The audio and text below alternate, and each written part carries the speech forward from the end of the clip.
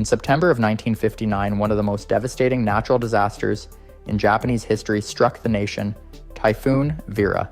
It would go on to become the deadliest typhoon to ever hit Japan, leaving behind a path of destruction that would change the lives of millions.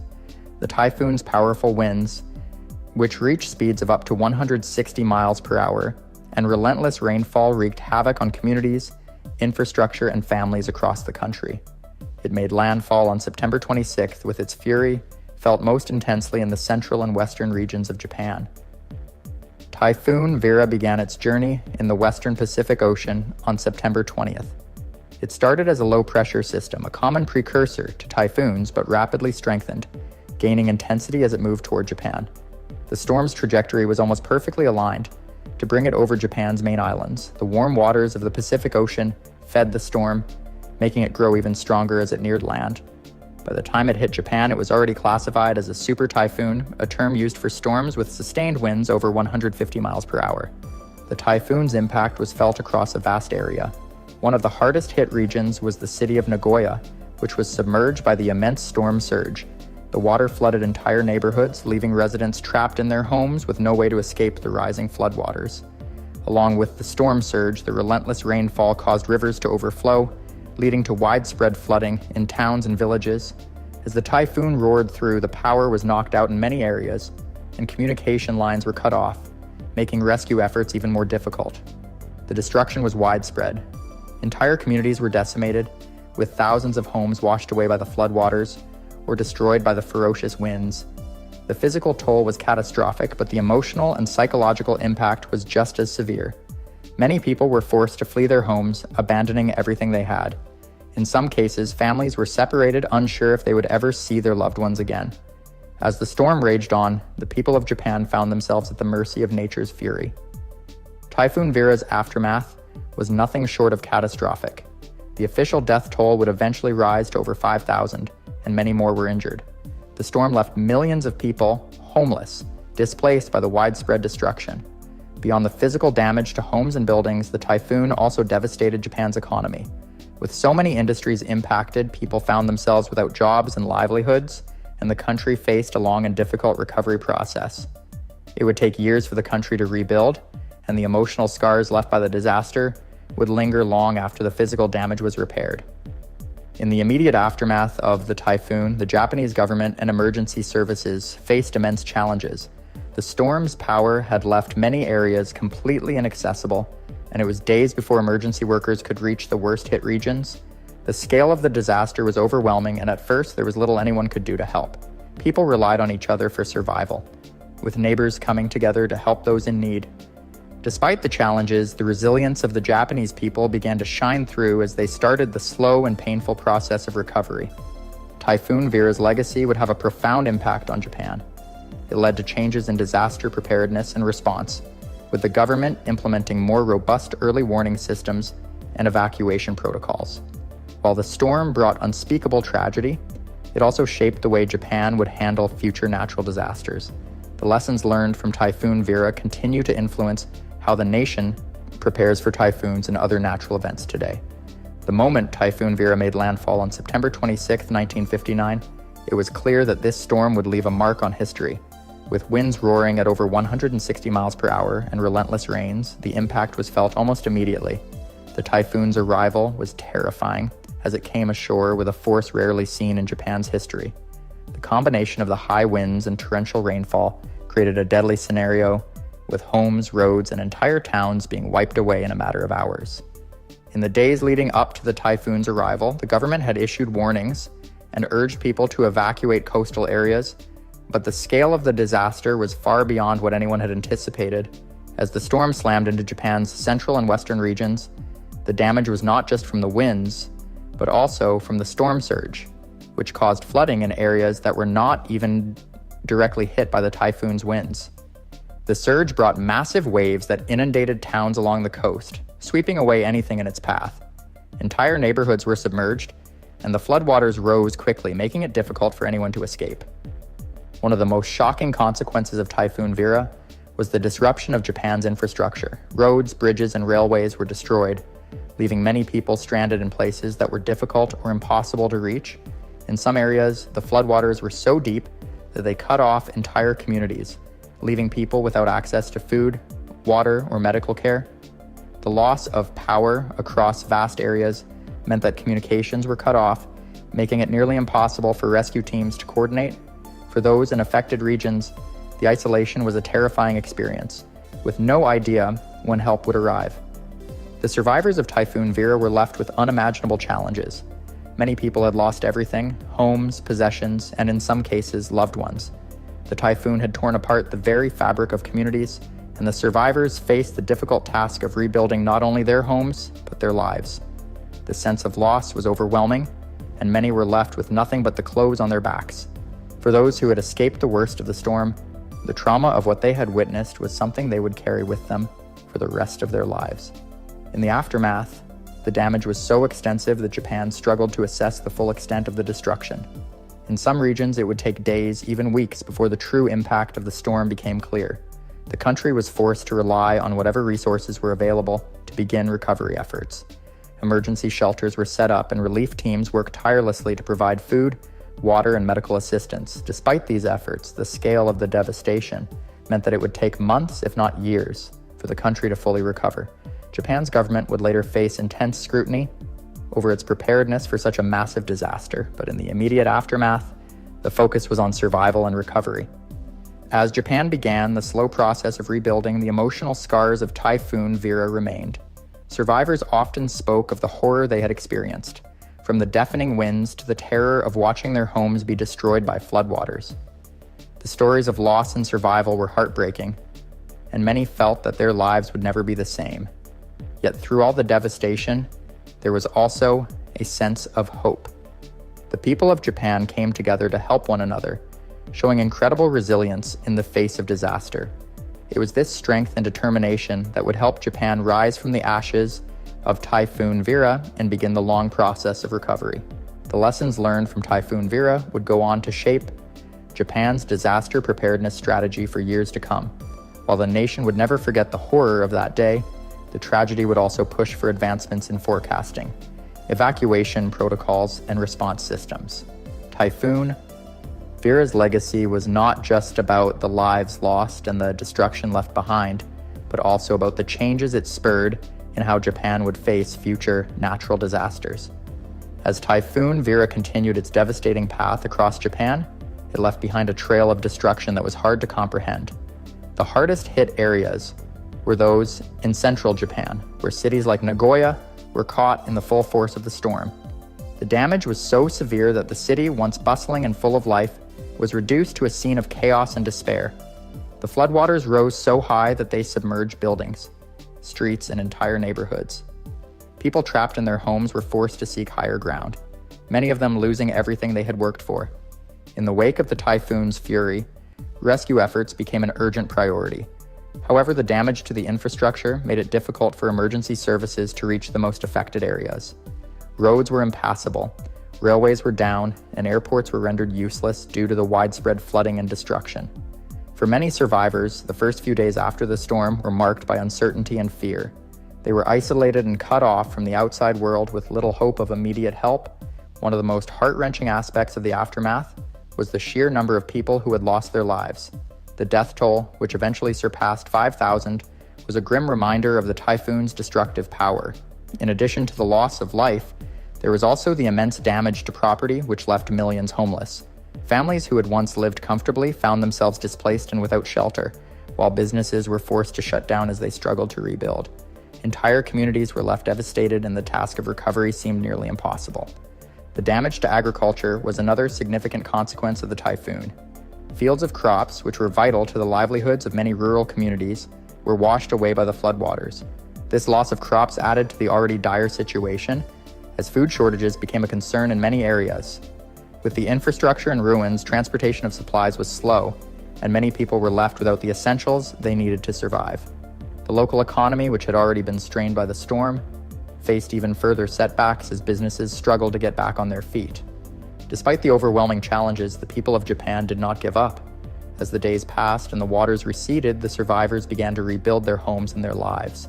Volunteers from across the country arrived to help with the recovery efforts, providing food, water, and medical assistance to those in need.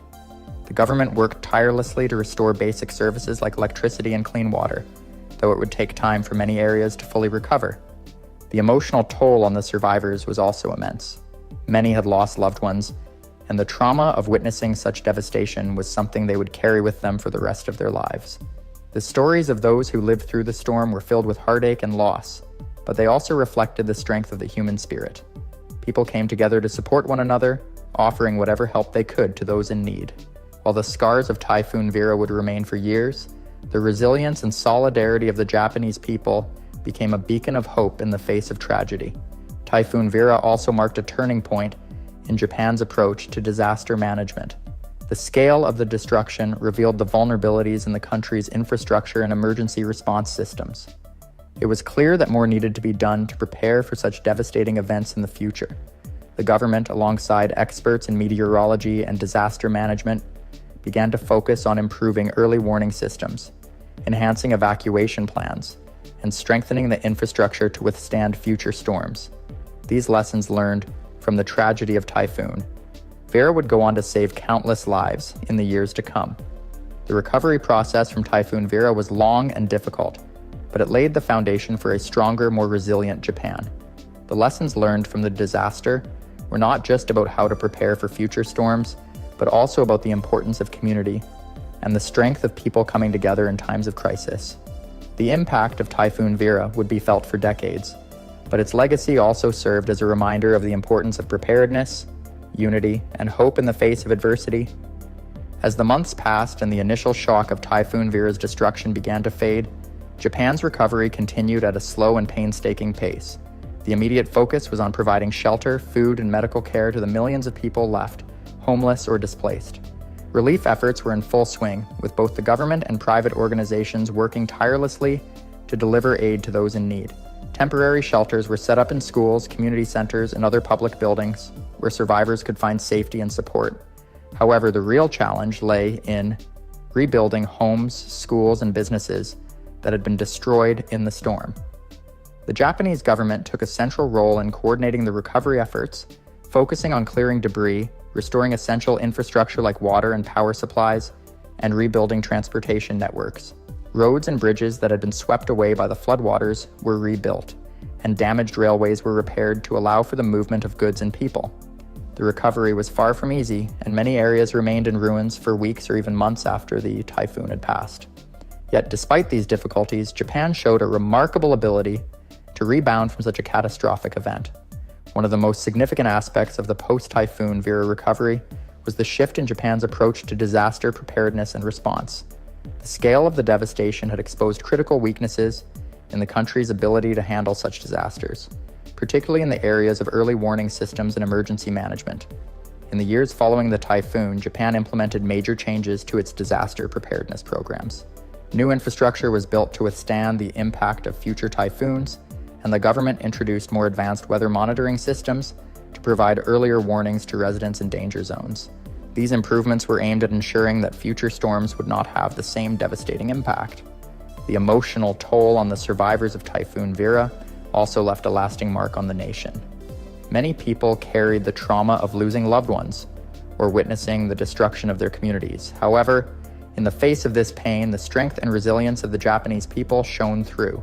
Community groups, local volunteers, and national organizations came together to support those who had lost everything, offering assistance in the form of food, clothing, and financial aid.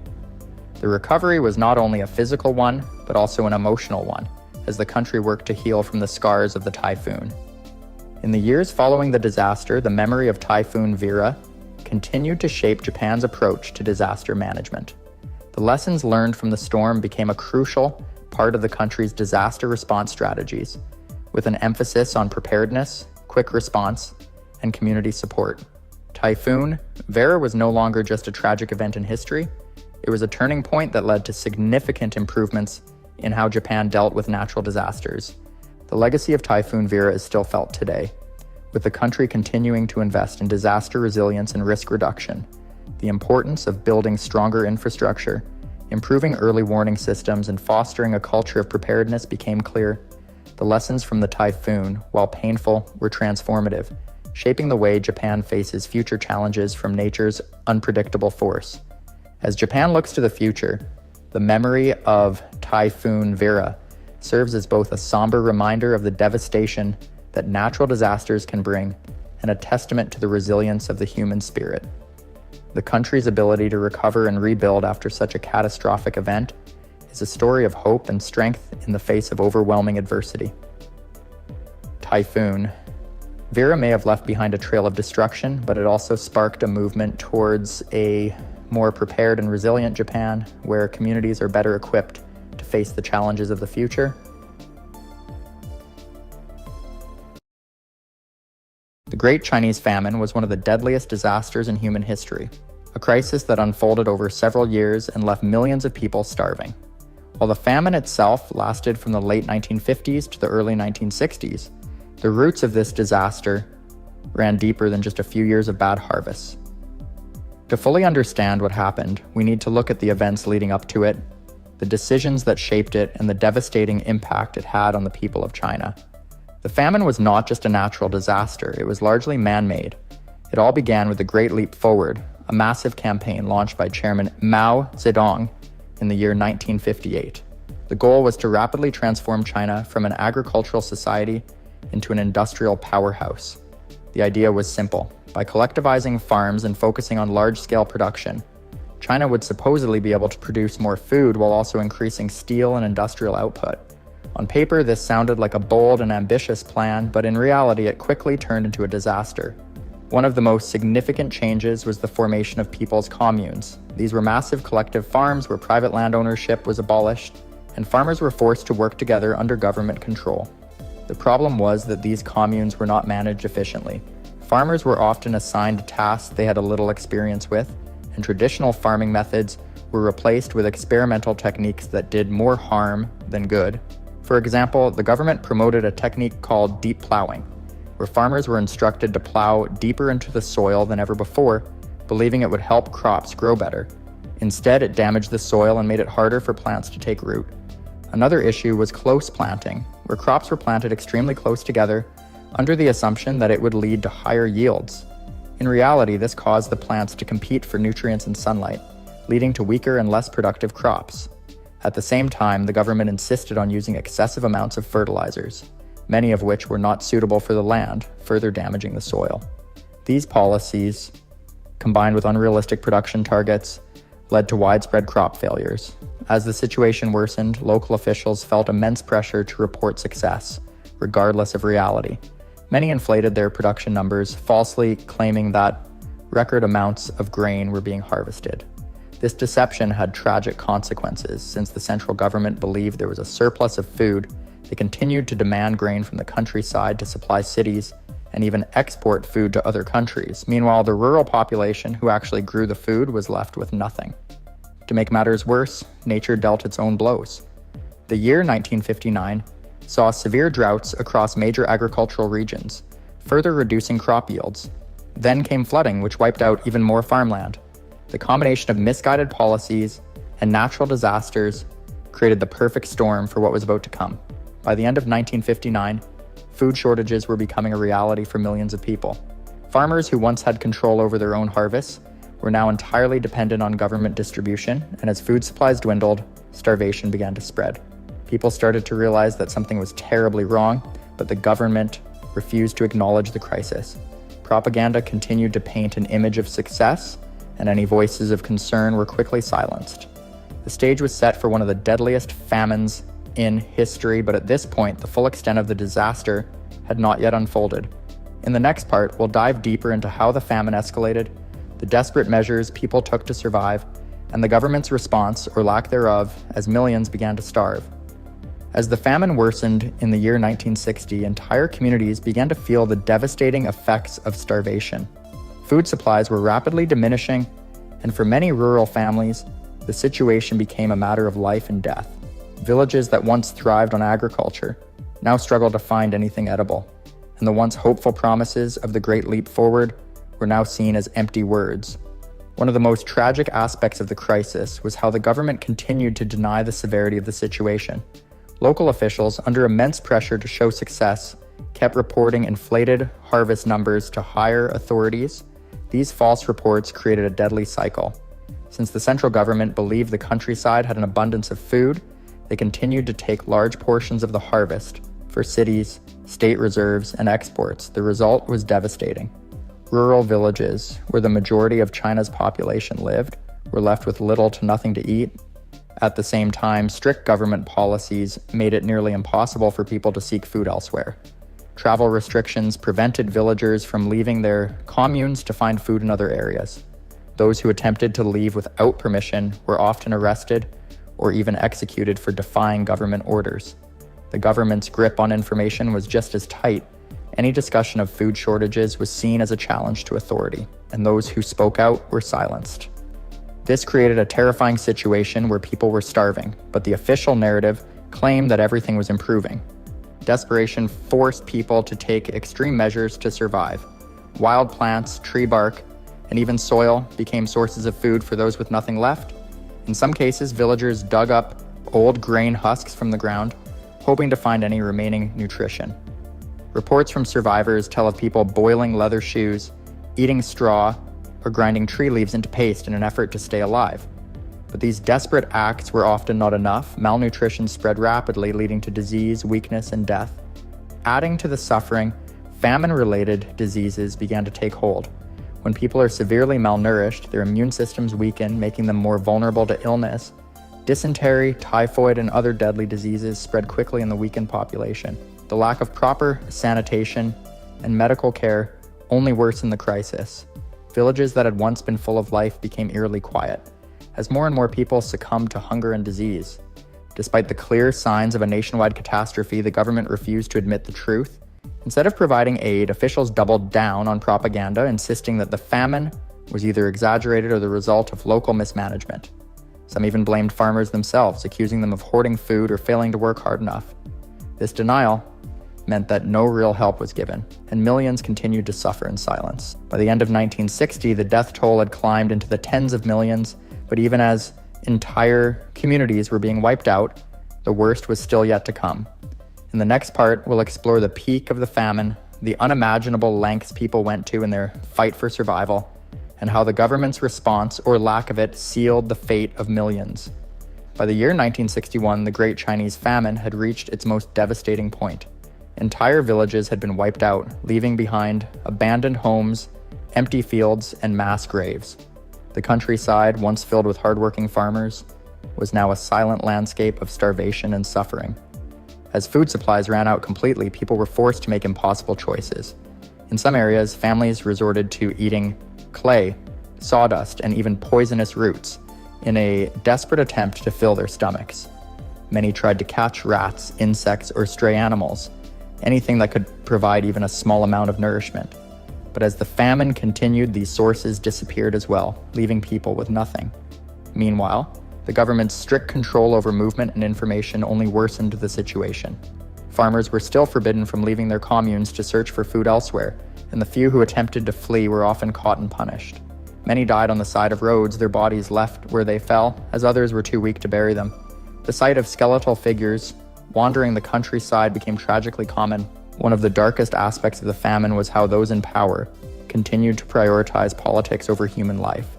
Despite millions of deaths, grain exports to other countries continued, and government officials held lavish banquets while their people starved. Farmers, who had once produced food for the entire nation, were now dying in their own fields, surrounded by crops they were not allowed to eat. In urban areas, the effects of the famine were also severe, but city dwellers had slightly more access to government-controlled food supplies. However, rations were barely enough to survive, and only those with political connections or wealth could find additional food on the black market. Even in major cities, reports surfaced of people collapsing from hunger on the streets. As the famine reached its peak, the psychological toll became just as severe as the physical suffering. Families were torn apart as parents struggled to feed their children, and communities that had once relied on cooperation now faced brutal competition for survival. The weight of starvation drove people to desperation, and some were forced to abandon loved ones who could no longer move. Despite the overwhelming evidence of mass starvation, the government refused to acknowledge the full scale of the disaster. Censorship remained strict, and speaking out against the policies that had led to the famine was still considered a crime. Many who dared to criticize the government's handling of the crisis were arrested, silenced, or worse. The truth about what was happening remained hidden from the world and even from many within China itself. But as millions continued to die, cracks began to form in the official narrative. Some local officials, unable to ignore the suffering any longer, started quietly reporting the real conditions in their regions. Behind closed doors, discussions about the famine's true causes and possible solutions began to take place. The leadership was finally being forced to confront the consequences of its policies. In the final part, we'll explore how the famine eventually came to an end, the lasting impact it had on China, and the changes that followed in the years ahead. By the spring of 1962, the Great Chinese Famine had reached its grim climax. The once bustling countryside, home to millions of farmers and their families, had become a land of desolation. Entire villages had been wiped out, and the surviving population was emaciated and broken. The government, which had remained in denial for so long, could no longer ignore the devastating reality. Though the famine was not officially acknowledged until much later, the truth was undeniable. Millions had perished due to a combination of misguided policies, government negligence, and a refusal to adapt to the dire situation. As the famine began to ease, the government finally took some steps to address the crisis. In the wake of mass starvation, the agricultural policies that had caused the disaster were slowly abandoned. The people's communes, which had been central to the Great Leap Forward, were dismantled, and private farming once again became more common. The leadership, recognizing the scale of their failure, began to reverse the collectivization policies that had contributed so heavily to the crisis. But the damage was done. The human toll of the famine was staggering. Estimates of the death toll range widely, but most historians agree that at least 15 million people, and possibly many more, died as a result of the famine. Communities that had once been close-knit and vibrant were shattered, and the psychological scars left by years of suffering would linger for generations. The famine also left a deep and lasting impact on China's political landscape. The disastrous results of the Great Leap Forward severely damaged the credibility of Chairman Mao Zedong and his government. While Mao remained in power for years after the famine ended, the crisis marked the beginning of a slow but steady decline in his authority. His leadership, once seen as infallible, was now questioned by many, though public dissent was still heavily suppressed. Internationally, the famine remained largely hidden from the outside world during its peak. The government's tight control over information meant that the full extent of the crisis was not widely known until years later. In China, the government's official narrative continued to portray the famine as a minor issue, with some even blaming local mismanagement or other scapegoats for the tragedy. It wasn't until the early 1990s, after the fall of the Soviet Union and the opening of China's borders, that more open discussions of the famine began to emerge. Even then, it remained a sensitive and controversial topic, and those who sought to confront the government's role in the disaster often faced harsh consequences. As China moved into the post-famine years, recovery was slow. The scars of the famine ran deep, and many survivors struggled with physical and emotional trauma. The agricultural landscape, once ravaged by years of mismanagement, needed years of work to restore. For the people who lived through the famine, the memories of hunger, loss, and fear remained vivid. While the Great Chinese Famine came to an end, its legacy would continue to shape China's policies and its people for years to come. The disaster had exposed the dangers of central planning and political dogma when combined with the refusal to acknowledge reality. For the survivors, the famine was a reminder of the fragile nature of life in a country where political ideologies often came before human needs. In the years that followed, China would experience rapid economic growth and modernization, but the lessons of the famine remained a somber chapter in its history. The Great Leap Forward had promised progress, but instead brought ruin, and the famine that followed remains one of the darkest periods in modern history. Though time has passed, the memory of the Great Chinese Famine endures as a cautionary tale about the perils of unchecked government control and the devastating consequences of ignoring human suffering in the pursuit of political goals.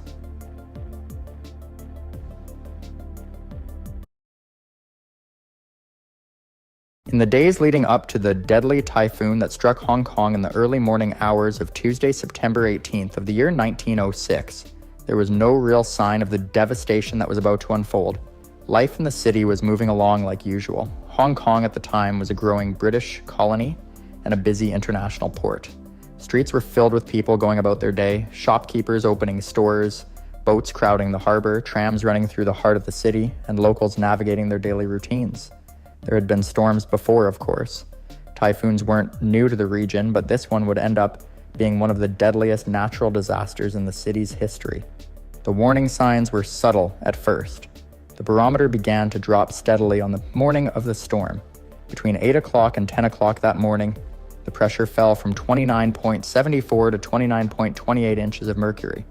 This might not mean much to the average person, but to those watching the skies, like the Hong Kong Observatory, it was clear that something serious was developing. Still, there wasn't much time. At 8:40 in the morning, a black drum was raised by the observatory, which was the official warning signal at the time for tropical cyclones. But this was barely 30 minutes before the full force of the typhoon hit. Unfortunately, this short notice left almost no time for preparations. By 9 o'clock, ferries had stopped operating, but it was already too late for many. Foreign steamer captains and their crews, stranded on land, had no time to reach their vessels and secure them. Some people didn't even realize the danger until it was upon them. That's how fast it moved. Despite some warnings being telegraphed days earlier from Japan and Shanghai, it wasn't until the morning of the 18th that most people in Hong Kong knew anything was wrong. It caught nearly everyone off guard. The typhoon itself had formed several days earlier, around Saturday, September 15th, near the Bashi Channel to the southeast of Hong Kong. It was first spotted by Japanese meteorologists east of Formosa, which is modern-day Taiwan. Ships passing through the Pacific Ocean also recorded changes in wind and pressure. But back in Hong Kong, where communication systems were limited and weather tracking was still a developing science, the urgency of those early warnings didn't make their way to the people in time. By the time the typhoon approached Hong Kong, it had grown into a powerful storm with winds swirling around a massive core. The eye of the storm was recorded just 30 nautical miles away, with wind speeds reaching 24 miles per hour as it neared the city. While that might not sound extremely fast, what made this storm deadly was its sheer size and intensity. The wind force extended across an area about 100 miles in diameter. The winds were violent, but the real damage came from what followed: the rising water, the massive waves, and the terrifying storm surge. As people in the city began to realize that this was no ordinary storm, panic set in. Boats were rushed to shelter if they could make it, markets shut down. People ran for cover, trying to find solid ground or shelter indoors. The skies grew darker and the air grew heavier. For many, it was already too late to escape what was coming, and still no one could have predicted how bad things would get. The typhoon was just beginning its path of destruction, and within hours, it would change the city forever. As the sun rose over Hong Kong on the morning of Tuesday, September 18th, the air was thick and unusually still. Most residents were completely unaware that a massive storm was racing toward the city. At around 8:40 in the morning, the Royal Observatory hoisted the black drum signal, a warning system used since the year 1884 to alert of approaching tropical cyclones. Just minutes later, the typhoon gun was fired at the harbor, sounding the alarm that danger was imminent. But by that point, it was already too late for many. The typhoon had moved in fast.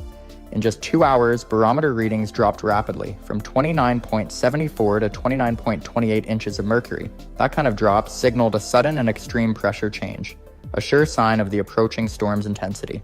By 9 in the morning, ferry services had already come to a halt, and people were stranded all across the harbor. Many foreign steamer crews couldn't reach their vessels in time to prepare, leaving countless ships vulnerable as the storm swept in. The winds picked up with terrifying speed. The Hong Kong Observatory measured a velocity of 24 miles per hour when the eye of the storm was still 30 nautical miles away. That might not sound fast at first, but with a storm of this scale, those winds carried an unstoppable force. In a matter of minutes, the sea became a boiling mess of churning waves and crashing surf. Tidal waves slammed against the shoreline, flooding entire coastal areas before anyone had time to react. Along the waterfront, the rising water broke down sea walls, carried away small boats, and smashed wooden piers to splinters. The typhoon's full power became tragically clear as it hit during high tide. Thousands of people living in vulnerable coastal areas were directly in its path. For many Chinese families living on houseboats, some of the nearly 5,000 registered watercraft in the city, there was no escape. The storm struck so quickly that few could make it to shore. Along the stretch from West Point to Causeway Bay, sampans and lighters were tossed into one another like toys. Entire communities living on the water disappeared in an instant. By mid-morning, buildings on land were also being torn apart. Roof tiles and glass rained down into the streets. Electric tram lines on Hong Kong Island came to a stop when wiring systems were ripped apart. The Peak tram was also forced to shut down after damage to its signal cables and nearby tracks. On Bowen Road, fallen trees and debris made entire routes impassable.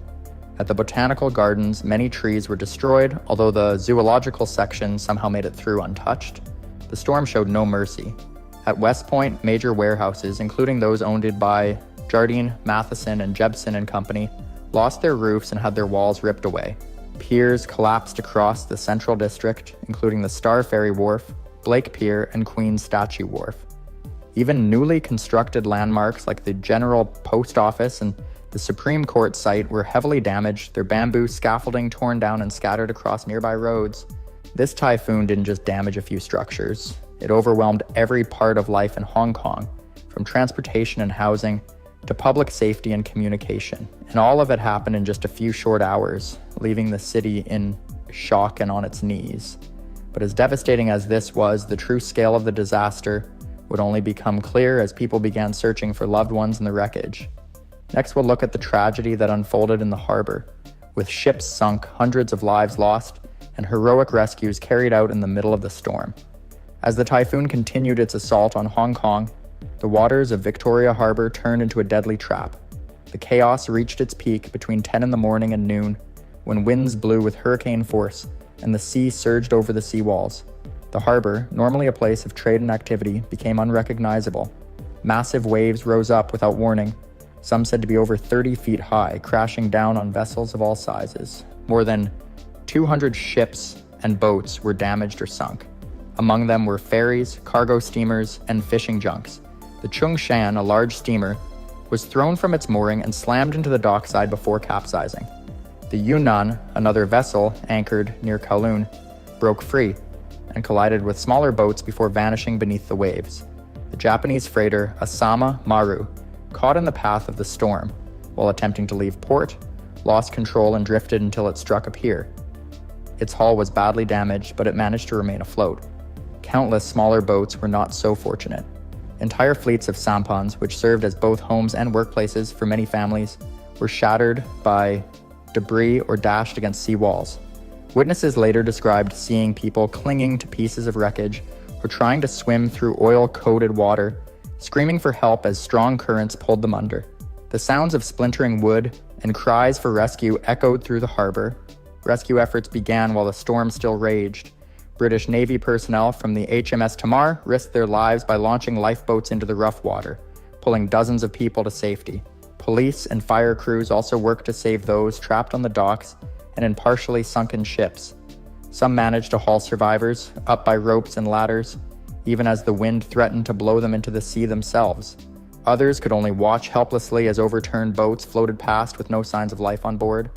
One of the most heartbreaking scenes unfolded near Aberdeen, on the southern side of Hong Kong Island. A fleet of fishing boats had tried to take shelter in the narrow inlet there, but the wind shifted suddenly and a massive wave surged into the harbor mouth. Within minutes, more than 40 boats were overturned or crushed together. Entire families were lost, including children and elderly relatives who had been asleep below deck when the storm hit.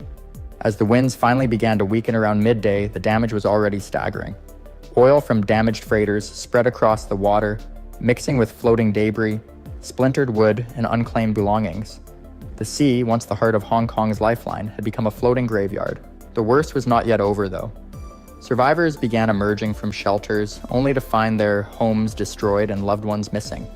With communication lines down and roads blocked, news of the disaster spread slowly. It would take several more days before the full human cost became known.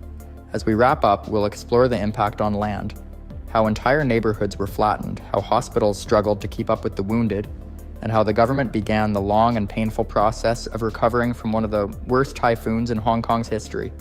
In the aftermath of the typhoon, the people of Hong Kong faced a long road to recovery. In the weeks that followed, efforts to clear debris and restore order were carried out mostly by hand, using basic tools. Communication lines had been knocked out, and it took days before messages could be sent to nearby cities for assistance. Supplies were slow to arrive. What little help did come had to be delivered by sea, as many roads were blocked or destroyed.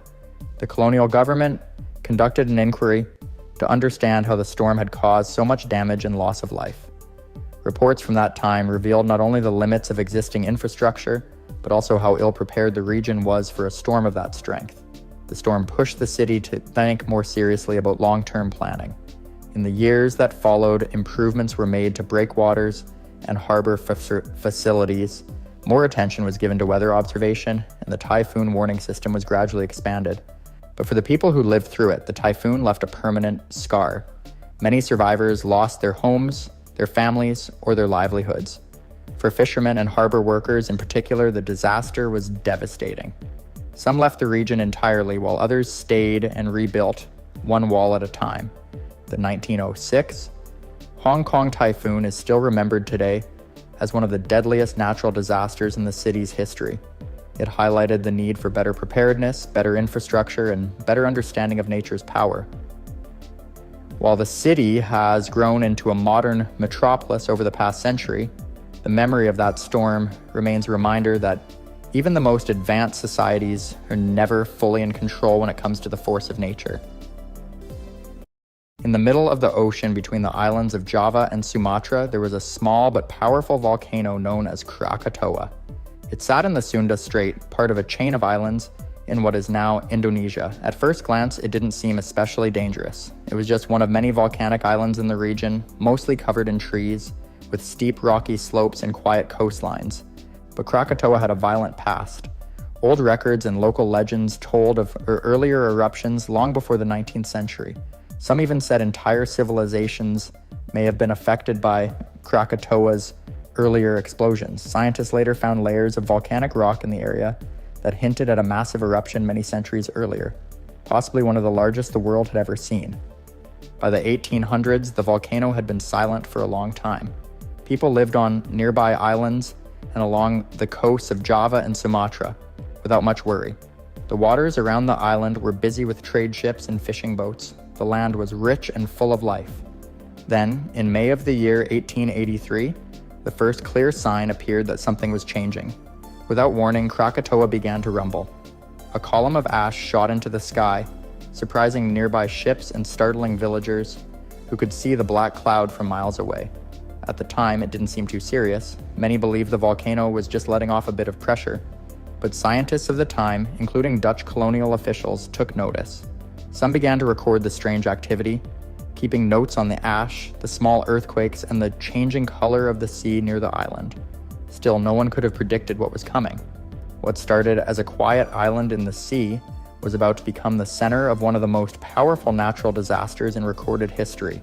By the middle of August, in the year 1883, Krakatoa was no longer quiet. The warning signs had become impossible to ignore. A thick black cloud hung over the island, and loud booming sounds echoed across the sea. Ships passing through the nearby Sunda Strait reported seeing ash fall onto their decks. Some described the strange sight of lightning flashing from inside the ash cloud, something now known as volcanic lightning. On Sunday, August 26th, the first massive explosion happened just after noon. It was so loud that it was heard more than 1,000 miles away in Perth, Australia, and even farther in places like the island of Rodriguez, over 2,800 miles away. People thought it was the sound of gunfire or cannon blasts, but this was only the beginning. That evening, and into the early morning hours, the volcano erupted again and again, each time with more force. The island was breaking apart from within. Tremors shook the ground and the sky turned completely dark with ash. The sun disappeared behind thick clouds of dust and rock, and it seemed like night had fallen in the middle of the day. Then came the largest explosion of all. On the morning of Monday, August 27th, just before 9 o'clock. The force of this final blast was unlike anything anyone had ever seen. A huge part of Krakatoa, including the entire northern portion of the island, was blown apart. The explosion sent ash and rock more than 20 miles into the sky. The pressure wave from the blast traveled around the entire world 4 times. Nearby islands were devastated. Coastal towns on Java and Sumatra were shaken to their foundations. But the worst part was not the explosion itself. It was what followed, a massive, deadly tsunami. after the final eruption tore Krakatoa apart on the morning of Monday, August 27th, the force of the explosion triggered something just as deadly, a massive tsunami. As the volcano collapsed into the sea, it displaced millions of tons of water, sending waves racing in all directions. The tsunami struck the nearby coastlines of both Java and Sumatra with almost no warning. Entire villages were swallowed up in minutes. In some places, waves reached as high as 120 feet. Fishing boats were thrown far inland. Houses, markets, and mosques were reduced to splinters and carried away by the water. People who had survived the ash and falling debris now found themselves facing an even greater danger, the ocean itself. Some of the most devastating damage occurred in the town of Merak on the coast of Java. Eyewitnesses described how the sea suddenly pulled back, leaving fish flopping in the sand. Then a towering wall of water appeared on the horizon. Within seconds, it crashed into the town, wiping it off the map. No buildings were left standing. Farther away on the island of Sumatra, the waves still reached with terrifying force. One survivor from a coastal village described climbing a tree to escape the water, only to be thrown back down as the tree was torn from the ground. Entire families disappeared. Those who lived through it often did so by clinging to pieces of wood or floating in the floodwaters for hours. Even ships at sea were affected. Some vessels reported being lifted and thrown by the sudden waves, while others vanished without a trace. Ports as far away as Sri Lanka and India recorded strange water movements caused by the tsunami. In the Indian Ocean, the shockwaves continued to ripple outward, eventually being recorded on tide gauges as far as South Africa and even the English Channel. The death toll was staggering. Over 36,000 people lost their lives, most of them from the tsunami. In many coastal areas, there were simply no survivors to tell what happened. The landscape was changed completely, towns erased, harbors reshaped, and the coastline carved anew by the sea. Krakatoa's eruption was over, but the suffering had only just begun. The people who lived through it faced a world that looked nothing like the one they had known the day before. After the eruption and the tsunami, Krakatoa's effects continued to spread far beyond Indonesia. In the weeks and months that followed, people around the world began noticing strange and beautiful changes in the sky. Sunsets turned deep red and orange. Some places reported purple twilights and golden clouds. In cities like London, New York, and Rio de Janeiro, the sky glowed in unusual colors long after the sun had gone down. These changes were caused by the massive amount of volcanic ash and gas that Krakatoa sent into the upper atmosphere. That ash spread across the globe, carried by high winds, sunlight hitting the tiny particles scattered in a different way, causing the strange colors. People did not know at the time that what they were seeing was connected to a volcanic eruption on the other side of the world. In some countries, people thought the red skies were signs of war or a message from God. Artists and writers tried to capture the strange light in paintings and poems. One of the most famous paintings from that time, The Scream by Edvard Munch, is believed to have been inspired by the red sky that followed Krakatoa's eruption. But the ash did more than change the sky. It also affected the weather. The sunlight that reached the Earth's surface was slightly reduced, causing global temperatures to drop. The year after the eruption, many places reported colder weather and strange patterns in rain and snowfall. This cooling effect was felt for more than a year. Scientists at the time were still learning about volcanoes, but Krakatoa helped change that. It was one of the first natural disasters to be studied using worldwide communication. Reports from telegraph offices and weather stations were collected and compared. The event helped scientists understand how volcanic eruptions could affect the whole planet. Krakatoa's eruption also taught a painful lesson about warning systems and preparedness. Many people living near the volcano had no idea of the danger they were in. Afterward, efforts slowly began to improve ways to monitor volcanoes and oceans. Today, that tragic eruption is one of the reasons early warning systems exist for tsunamis and volcanic activity. In the end, the eruption of Krakatoa in the year 1883 was more than just a disaster for Indonesia. It was a global event that shook the earth, changed the sky, and left a deep mark in both science and memory. The volcano itself was mostly destroyed, but its story still lives on as one of the most powerful and far-reaching natural events in human history. The earthquake that struck Myanmar and Thailand on Friday, March 28, 2025, was one of the most devastating natural disasters in recent history.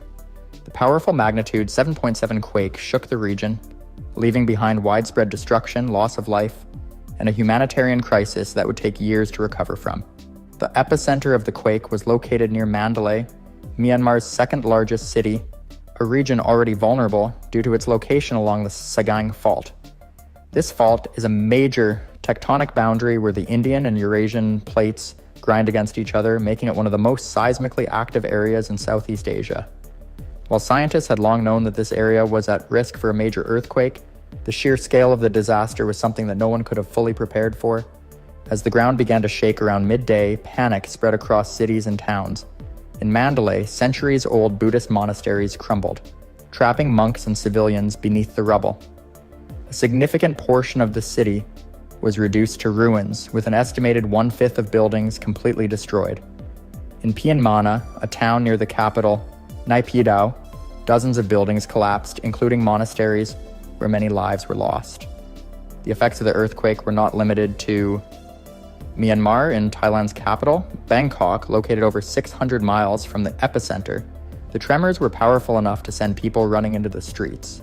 A skyscraper under construction collapsed entirely, leading to multiple fatalities and trapping more than 100 people under debris. Hotels, office buildings, and homes shook violently, with some suffering structural damage that made them unsafe to enter. Beyond the visible destruction, the earthquake's impact on infrastructure was severe.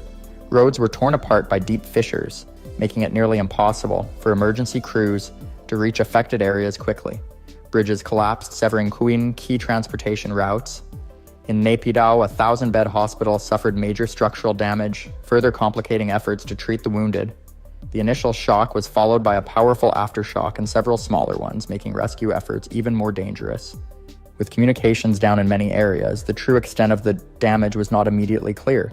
Reports trickled in of entire villages suffering near total destruction, leaving thousands of people homeless overnight. In the hours following the earthquake, Myanmar's military leader, General Min Aung Hlaing, acknowledged the scale of the disaster, warning that the number of casualties would likely rise. He also made a rare appeal for international assistance, stating that any country willing to help was welcome to do so. Meanwhile, in the United States, President Donald Trump addressed the situation, confirming that his administration would provide aid to Myanmar. The U.S. Agency for International Development, USAID, mobilized disaster response teams, offering emergency supplies such as food and clean water. Other countries began to follow suit, but the ongoing conflict in Myanmar complicated relief efforts. The military junta had been struggling to maintain control amid a growing insurgency, and the political instability made it difficult for aid organizations to operate effectively. In the immediate aftermath, search and rescue operations became the top priority. Volunteers and emergency workers raced against time to pull survivors from the wreckage. However, the lack of heavy machinery made the process painfully slow. Many survivors were left trapped under debris, their voices calling out for help as rescuers worked with limited resources. As the first chaotic hours passed, it became clear that this was a disaster unlike any other in recent memory. The people of Myanmar and Thailand were facing not only the destruction of their homes and cities, but also a long and difficult road to recovery. In the coming days, the focus will shift to providing food, water, and medical care to the survivors. But even as relief efforts ramped up, the challenges ahead remained immense. This was only the beginning of the devastating aftermath of the earthquake. In the hours following the earthquake, the full scale of the disaster began to emerge. Emergency response teams in Myanmar and Thailand struggled to navigate the widespread destruction, with blocked roads, damaged bridges, and collapsed buildings, making it difficult to reach those in need. The rescue effort was further complicated by the sheer number of aftershocks, some strong enough to bring down already weakened structures. As the sun set on Friday, March 28, 2025, entire neighborhoods in Mandalay, Myanmar, and surrounding areas remained in ruins, with thousands of people left homeless and desperate for help. Survivors described scenes of chaos and devastation. Many who had fled their homes were now gathered in open spaces, afraid to return indoors. Makeshift camps began to form in parks and fields as people tried to find shelter. Hospitals in Mandalay and other affected cities were overwhelmed, struggling to care for the injured as medical supplies dwindled. In some areas, doctors and nurses were forced to treat patients outside, using whatever resources were available. The earthquake's impact on infrastructure was severe. Power outages left much of Mandalay in darkness, with only emergency generators providing limited electricity. Telecommunications were heavily disrupted, making it difficult for families to check on their loved ones. In Myanmar, where a significant number of buildings had collapsed, rescue workers faced a heartbreaking reality. Many trapped victims could still be heard beneath the rubble, but the lack of proper equipment slowed efforts to reach them. Volunteers and first responders used their bare hands and simple tools to dig through the debris, knowing that time was running out. In Thailand, the destruction was most severe in Bangkok, where the collapse of a high-rise building had already claimed multiple lives. Emergency crews worked tirelessly to search for survivors in the wreckage, while others assessed the damage to surrounding structures. Authorities urged residents to avoid unsafe buildings, fearing further collapses. Despite the destruction, Thailand's emergency response teams were better equipped than those in Myanmar, and international aid began arriving quickly to assist in the relief efforts. As rescue operations continued, the political situation in Myanmar made the crisis even more difficult to manage. The country had already been struggling with instability, and the military leadership faced criticism for its slow response. The junta-controlled state media reported that at least 144 people had been killed, with over 700 injured, though experts feared the true numbers were much higher. Humanitarian organizations struggled to gain access to affected regions, as restrictions on movement and ongoing conflict made relief efforts increasingly complex. Meanwhile, scientists and earthquake experts analyzed the event, confirming that it had occurred along the staggering fault, one of the most active seismic zones in Southeast Asia. The powerful strike-slip movement of the fault had caused intense shaking over a wide area, with damage extending far beyond the immediate epicenter. Seismologists warned that strong aftershocks could continue for days or even weeks, posing further risks to already damaged buildings. The disaster was a stark reminder of the vulnerability of the region to major earthquakes. While Thailand had better infrastructure and emergency preparedness, Myanmar's aging buildings and lack of earthquake-resistant construction had contributed to the high number of casualties. Experts noted that many structures in Mandalay, including monasteries and historical sites, had not been built to withstand such a powerful tremor.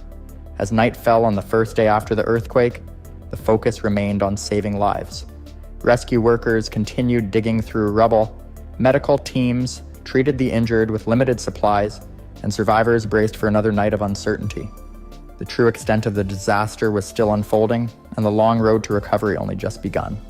As it's only the early hours of the second day since the disaster, the enormity of the crisis became even clearer. Entire neighborhoods throughout the surrounding areas, cities, and towns were reduced to rubble, and the death toll continued to rise as more bodies were pulled from the debris. Emergency workers, many of whom had gone without sleep, pushed forward with rescue efforts despite the overwhelming conditions. The sound of sirens and frantic calls for help filled the air as volunteers and medical teams raced to save lives. Survivors faced worsening conditions as they struggled to find food, clean water, and medical care. The lack of electricity meant that refrigeration was impossible, causing food supplies to spoil quickly. Many were left with only what they had managed to grab before fleeing their homes. Local markets had been destroyed and supply chains were disrupted, making it difficult to bring in fresh goods. Relief organizations tried to set up distribution points, but with damaged roads and limited access, aid was slow to reach those in need. Temporary shelters sprang up in open fields and makeshift camps, where thousands of displaced people gathered in search of safety. These overcrowded conditions raised concerns about sanitation and the potential spread of disease. Without proper facilities, clean water, or medical supplies, illnesses such as diarrhea and respiratory infections began to take hold. Doctors and volunteers worked tirelessly to provide basic care, but the situation was growing worse by the hour. In Bangkok, efforts continued to clear the wreckage of the collapsed high-rise building, where rescuers feared dozens were still trapped. Heavy machinery was brought in to assist, but unstable debris made the work dangerous. Families gathered nearby, anxiously awaiting news of their loved ones. Officials warned that aftershocks could cause further collapses, urging residents to remain cautious. The Thai government had mobilized emergency response teams and was working with international partners to provide aid to affected areas. And back in Myanmar, the situation remained dire. The country's political instability complicated relief efforts, with reports of delayed government response and restrictions on foreign aid. Some areas remained completely cut off, with residents forced to rely on community efforts for survival. In Mandalay, religious leaders and local volunteers took the lead in organizing relief efforts, setting up food kitchens and providing temporary shelter in monasteries. International aid organizations struggled to navigate the political barriers, but some managed to deliver much-needed supplies. The United Nations and various humanitarian groups sent shipments of medical supplies, tents, and clean water to the region. The United States Agency for International Development, despite earlier funding cuts, announced that it would be sending disaster response teams to assist. However, logistical challenges made distribution difficult, with damaged roads and collapsed bridges delaying shipments. Seismologists continued to analyze the earthquake, warning that aftershocks could persist for weeks. Many buildings still standing had suffered structural damage, making them unsafe for residents to return. Experts noted that the Sagang Fault had experienced major quakes in the past, but this event was one of the most destructive in recent history. They stressed the need for improved building standards in the region to prevent future disasters from causing similar devastation. Meanwhile, stories of survival and heroism emerged. In one case, a man trapped beneath a collapsed apartment building in Myanmar was rescued after hours of being trapped. He had survived by drinking rainwater that seeped through the wreckage and tapping on metal pipes to signal rescuers. In another, a group of monks helped evacuate dozens of people from a monastery, just minutes before it collapsed. These stories provided moments of hope amid the overwhelming tragedy. As night approached, thousands remained without shelter, and the need for aid grew even more urgent. The region faced a long and difficult recovery, with countless families left grieving and entire communities struggling to rebuild. The days ahead will bring new challenges, but for now, the focus remains on rescuing those still trapped and providing relief to the survivors who had lost everything. In the 9 hours since the powerful earthquake struck Myanmar and Thailand, the region has been thrown into chaos. Rescue operations are still in full force, with emergency teams working tirelessly to pull survivors from the rubble. As the hours pass, the urgency grows. Every minute counts in the search for those still trapped. The damage is extensive, with entire sections of cities reduced to ruins. Streets are filled with dust and debris, making it difficult for rescue vehicles to navigate through the wreckage. In Mandalay, where the destruction is among the worst, emergency workers are struggling to reach people buried beneath collapsed apartment buildings. The sound of heavy machinery fills the air as crews work to clear the debris, but for many, all they can do is wait. Survivors and volunteers have joined the rescue effort, using whatever tools they can find to dig through the wreckage. Some trapped individuals have managed to make contact with rescuers through phone calls or by shouting for help, but many remain silent, their fate unknown. Hospitals are overwhelmed, with doctors and nurses working beyond capacity to treat the injured. Many medical facilities sustained damage in the quake, forcing staff to set up makeshift treatment areas in parking lots and open spaces. Supplies are already running low, and with aftershocks continuing to shake the region, the fear of further collapses is keeping both patients and medical workers on edge. In some areas, the injured are being transported by motorcycles and bicycles due to roads being blocked by fallen buildings. In Bangkok, emergency crews continue to search through the ruins of the collapsed high-rise building. The structure, once a towering landmark under construction, is now a massive pile of twisted metal and broken concrete. Dozens of workers were inside when the quake hit, and authorities fear that many did not make it out in time. Relatives of those trapped are gathered nearby, waiting anxiously for any news. Officials have confirmed fatalities, but with so many still unaccounted for, the full toll remains uncertain. Across the region, thousands have been left homeless, forced to sleep in open spaces or makeshift shelters as they wait for assistance. Food and clean water are already becoming scarce, and the risk of disease is growing as sanitation systems have been severely damaged. Aid organizations and government agencies are scrambling to respond, but the scale of the disaster is making relief efforts difficult. Political tensions in Myanmar are adding another layer of complexity to the situation. The military junta has issued statements calling for international aid, but our access to affected areas remains restricted. Some regions are still cut off entirely, with no clear picture of the damage or the number of casualties. The lack of communication and coordination is slowing down rescue and relief efforts, leaving many to fend for themselves. As night falls, power outages have left entire cities in darkness. The only sources of light come from fires burning in the rubble and the flashlights of rescue teams still searching for survivors. The coming hours will be critical. Rescuers know that the chances of survival decrease with every passing moment. With limited resources and an enormous task ahead, the people of Myanmar and Thailand are facing one of the most challenging nights in their history.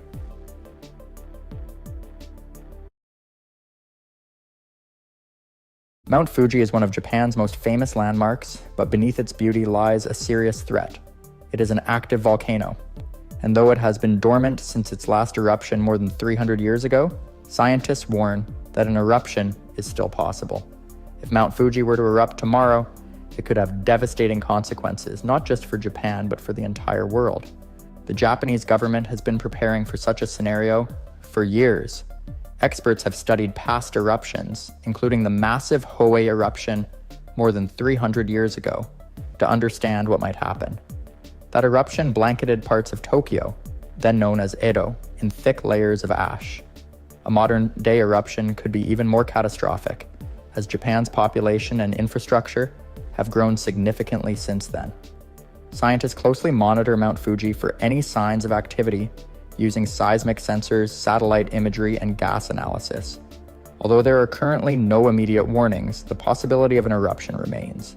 Mount Fuji is part of the Fuji volcanic zone, a chain of volcanoes driven by the subduction of tectonic plates beneath Japan. Over time, pressure builds up beneath the surface, and when it finally releases, it can lead to a major eruption. If an eruption were to happen tomorrow, the first sign would likely be an increase in earthquakes beneath the mountain. These tremors would indicate magma rising toward the surface. Scientists would rush to analyze the data, but there might not be much time before the volcano erupts. Within hours or even minutes, explosions could begin at the summit, sending ash and volcanic gases high into the sky. The initial eruption would likely be violent, with lava and ash spewing from the crater. Depending on the size of the eruption, the immediate area around Mount Fuji could be devastated. The surrounding region, including the Yamanashi and Shizuoka prefectures, would be covered in volcanic debris. The force of the eruption could trigger landslides, further endangering those nearby. One of the biggest concerns is the impact on Tokyo, which lies about 100 miles away. Even though the city is not directly next to Mount Fuji, the wind could carry ash clouds toward the capital. A heavy ash fall could disrupt daily life, making it difficult to breathe and reducing visibility. The government has advised residents to stay indoors in case of such an event, as inhaling volcanic ash can cause severe respiratory problems. Air travel would be among the first things affected. Flights across Japan and possibly beyond would be grounded as the ash cloud spreads. Volcanic ash is extremely dangerous for aircraft, as it can clog engines and damage instruments. In past eruptions around the world, flights have been cancelled for days or even weeks. If Mount Fuji erupts, Japan's busy airports could come to a complete standstill. The eruption could also cause power outages and disrupt essential services. Ash can accumulate on power lines, causing them to collapse under the weight. Water supplies could be contaminated, and internet and phone networks might go down in affected areas. The government would need to act quickly to ensure that emergency services remain functional and that residents have access to clean water and electricity.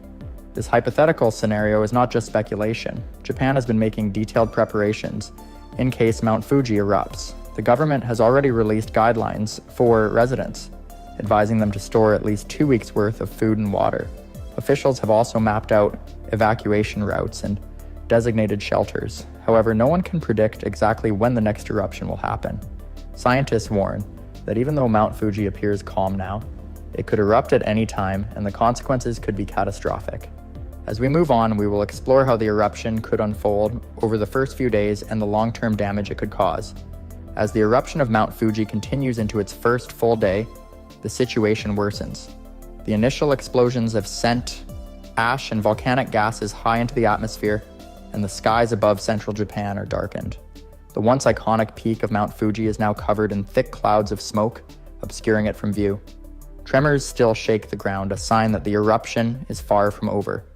With strong winds pushing the ash eastward, Tokyo and its surrounding regions begin to experience significant ashfall. But even though the city is not close to the volcano, fine volcanic ash can travel hundreds of miles. A light dusting coats streets, rooftops, and vehicles, turning the landscape an eerie gray. Residents who venture outside wear masks and protective glasses, as breathing in the fine particles can cause lung irritation and other health issues. Hospitals see an increase in patients suffering from breathing difficulties, and those with pre-existing conditions like asthma are particularly at risk. The weight of the ash also starts to take a toll on infrastructure.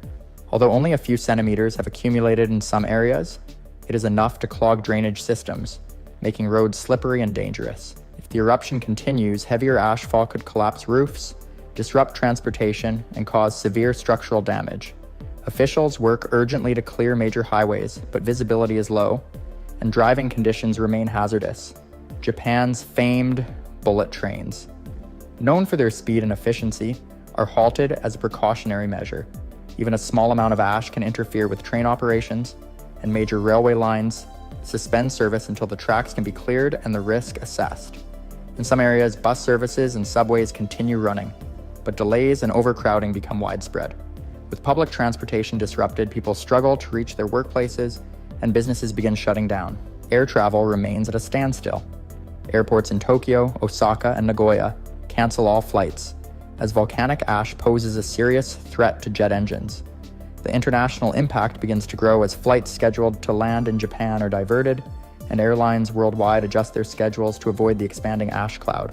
The economic consequences of these disruptions are already being felt, as Japan is a major hub for international business and tourism. Meanwhile, closer to the eruption site, thousands of residents in the surrounding prefectures have been forced to flee.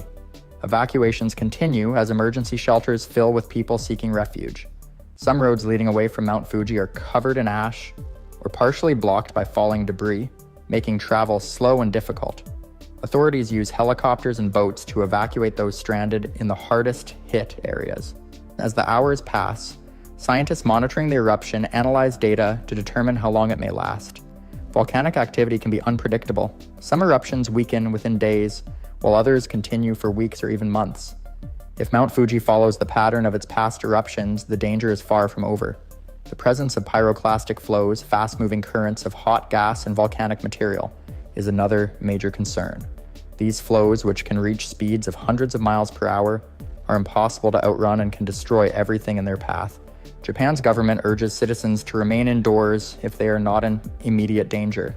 Many people have already stocked up on emergency supplies as recommended by officials, but stores in unaffected areas experience a surge in panic buying. Essentials like bottled water, non-perishable food, and batteries disappear from shelves within hours. Online orders for air purifiers and protective masks skyrocket as people prepare for prolonged exposure to ash. As we continue, we will examine the long-term consequences of the eruption, including its impact on the environment, agriculture, and Japan's economy. In the days following Mount Fuji's eruption, the scale of the disaster becomes more evident. The initial explosion was only the beginning, and now the lingering effects of the eruption begin to reshape daily life across Japan. As the ash cloud continues to spread, concerns shift from immediate evacuations to the long-term consequences that could last for months or even years. One of the most pressing issues is the growing strain on Japan's economy. The closure of airports, highways, and train lines has already caused billions of dollars in losses. And as time passes, more industries feel the impact. Factories, in the Beimnakobam, in the Tokyo-Yokohama region, some of the country's most important manufacturing hubs, are forced to suspend operations. Ashfall has contaminated water supplies in some areas, forcing businesses that rely on clean water, such as semiconductor plants and food processing facilities, to shut down temporarily. In rural areas surrounding Mount Fuji, farmers face a crisis of their own. Crops covered in even a thin layer of volcanic ash can be damaged beyond repair. Rice fields, vegetable farms, and tea plantations are particularly vulnerable as the ash alters the soil's pH levels and blocks sunlight from reaching plants. Livestock farmers also struggle as volcanic ash contaminates grazing fields and water sources, making it difficult to feed their animals. With food production disrupted, grocery stores in Tokyo and other major cities begin to see shortages, driving up prices and increasing pressure on supply chains. The eruption's impact extends beyond Japan's borders. Countries that import Japanese goods, particularly automobiles and electronics, face delays as factories remain closed. The stock market reacts with uncertainty, and investors closely watch how Japan's government handles the crisis. Meanwhile, tourism, a major part of Japan's economy, has come to a standstill. The famous Mount Fuji, once a symbol of beauty and tranquility, is now a disaster zone. Popular destinations like Hakone and the Fuji Five Lakes region, known for their scenic views, have been evacuated, and hotels that once hosted thousands of visitors now sit empty. Environmental consequences also start to unfold. The ash cloud that drifted over the Pacific Ocean has begun affecting neighboring countries, with reports of fine ash reaching parts of South Korea and China. While the amount is not enough to cause serious damage, air quality levels have dropped in some areas. Scientists monitor the situation closely, as a prolonged eruption could lead to further disruptions in weather patterns, similar to how past volcanic eruptions have caused temporary cooling on a global scale. Japan's government, already working around the clock to manage the disaster, now faces another challenge: the massive cleanup effort. Removing volcanic ash from roads, buildings, and waterways is a slow and expensive process. In some areas, the ash has mixed with rain, forming a thick, cement-like sludge that clogs drainage systems. This increases the risk of flooding, especially in low-lying areas near Tokyo. Authorities deploy thousands of workers and military personnel to clear the streets, but progress is slow, and officials warn that it could take months to fully restore infrastructure. As the cleanup continues, scientists assess the state of Mount Fuji itself. The mountain's shape has been altered by the eruption, with new craters and fissures forming near the summit. Researchers conduct aerial surveys and analyze seismic activity to determine whether another eruption could occur. While the current eruption has started to weaken, experts warn that volcanic activity often comes in cycles. If magma continues to build up beneath the surface, additional eruptions could follow in the coming months. In the next part, we will explore how Japan's emergency response teams are handling the crisis, the ongoing evacuation efforts, and the challenges of rebuilding communities affected by the disaster. With Mount Fuji's eruption leaving much of central Japan in crisis, emergency response efforts shift toward long-term survival and recovery. While the immediate danger has lessened, the aftermath presents new challenges, and the full scope of destruction is still unfolding. The Japanese government and international aid organizations work tirelessly to assist displaced residents, restore essential services, and prevent further disasters from emerging in the wake of the eruption. Evacuations remain a top priority as many areas are still unsafe. The thick layers of ash covering homes, schools, and businesses have made entire towns uninhabitable. Even areas that initially seemed unaffected now face new risks: structural damage from the weight of ash, contaminated water supplies, and the increased likelihood of landslides. Heavy rains in the region could mix with loose ash deposits, triggering massive mud flows that threaten both urban and rural areas. Authorities closely monitor these conditions and expand evacuation zones as needed, sending thousands more to shelters in safer regions. Inside these shelters, overcrowding and limited resources create difficult living conditions. Despite efforts to stockpile supplies ahead of time, the sheer number of evacuees puts immense strain on food, clean water, and medical care. Hospitals struggle to keep up with the influx of patients suffering from respiratory issues caused by inhaling volcanic ash. While face masks help reduce exposure, prolonged breathing of fine ash particles can lead to severe lung problems, particularly for children, the elderly, and those with pre-existing conditions. Mobile clinics are set up near evacuation sites, but healthcare workers warn that without improved air quality, respiratory illnesses will continue to rise. Beyond the health crisis, Japan's infrastructure faces overwhelming challenges. Railways and highways leading into Tokyo remain partially shut down due to persistent ash accumulation. Bullet trains, known for their speed and efficiency, operate at a fraction of their normal capacity, and airlines struggle to resume flights as ash continues to affect air traffic. The financial burden of maintaining these closures grows daily, adding to the already staggering economic toll. Government officials estimate that full restoration of transportation networks could take months, further delaying recovery efforts. The energy sector is also under strain. Ash has coated solar panels, rendering them ineffective, and power plants located near the base of Mount Fuji remain offline due to damage. While emergency generators help prevent widespread blackouts, officials warn of possible electricity shortages, especially as demand rises in colder months. The Japanese government urges citizens to conserve power wherever possible, implementing scheduled blackouts in some regions to manage supply. Despite these hardships, Japan's response to the disaster demonstrates resilience and preparedness. The government, already experienced in handling natural disasters such as earthquakes and tsunamis, coordinates relief efforts with military precision. Volunteers from across the country arrive to assist with cleanup operations, and engineers work around the clock to clear roadways and reinforce damaged buildings. International aid also pours in, with countries sending financial assistance, medical supplies, and rescue teams. Meanwhile, scientists continue monitoring Mount Fuji, analyzing gas emissions and seismic activity to determine if further eruptions could occur. While the worst appears to be over, they warn that Japan must remain on high alert. History shows that volcanoes can have prolonged eruptive periods, sometimes lasting months or even years. If new activity is detected beneath Mount Fuji, evacuation plans may need to be extended indefinitely, forcing many residents to reconsider their futures. As Japan moves from emergency response to long-term recovery, the nation faces tough decisions about rebuilding. Some communities near Mount Fuji may never be safe to return to, and large-scale relocation efforts could be necessary. The eruption has left scars not only on the landscape, but also on the people who call this region home. The road to recovery will be long, but Japan's history of resilience suggests that even in the face of such a catastrophe, the country will rebuild, adapt, and emerge stronger than before. As we wrap up, we will examine the long-term consequences of the eruption, from global economic effects to the future of Mount Fuji itself. As Japan begins the long process of recovery, the global impact of Mount Fuji's eruption becomes increasingly clear. While the immediate crisis has passed, the long-term consequences are only beginning to unfold.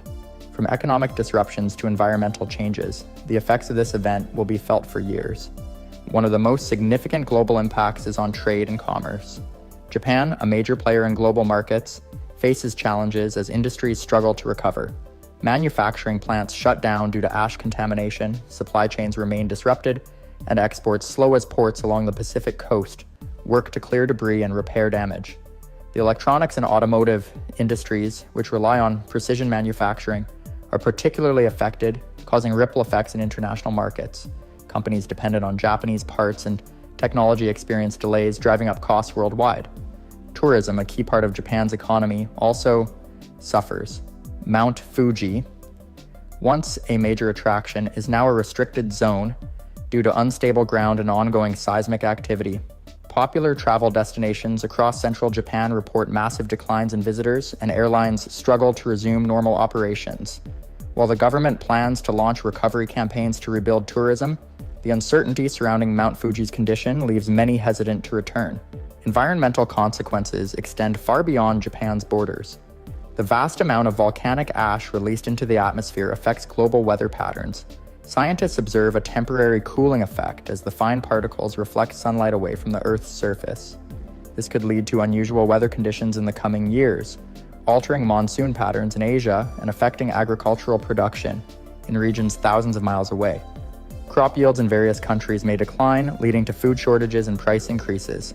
Closer to the eruption site, the natural environment undergoes drastic changes. Rivers and lakes near Mount Fuji become polluted with ash, affecting aquatic life and local water sources. Forests on the slopes of the mountain, once lush and vibrant, are now barren, covered in layers of gray ash. Wildlife that once thrived in these ecosystems struggles to survive, forcing species to migrate or face extinction in the area.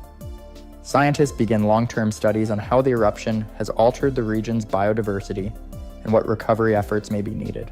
For the people of Japan, the psychological and cultural impact of the eruption cannot be overstated. Mount Fuji, long considered a sacred symbol of the nation, now stands as a reminder of both nature's power and the fragility of human existence. Many who lived in its shadow their entire lives must now relocate permanently, leaving behind homes, businesses, and generations of history.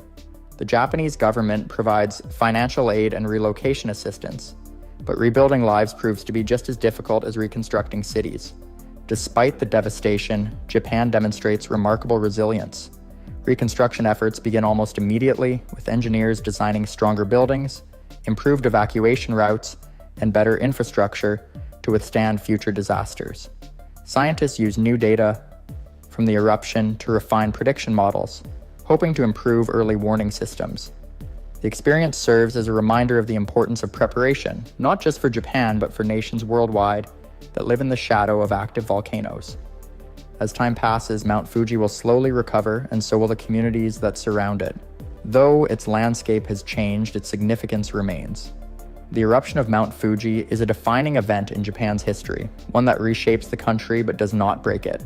The lessons learned from this disaster will help guide future generations, ensuring that even in the face of nature's most powerful forces, humanity continues to adapt and endure. In the early morning hours of April 28th in the year 1903, the earth under the town of Manzikert in what is now eastern Turkey began to shake violently. It was sudden, intense, and completely unexpected. A powerful earthquake struck the region, reaching a surface wave magnitude of 7.0. For the people living there, it must have felt like the end of the world. Manzikert, which today lies in Mus province, sits in one of the most seismically active regions on Earth.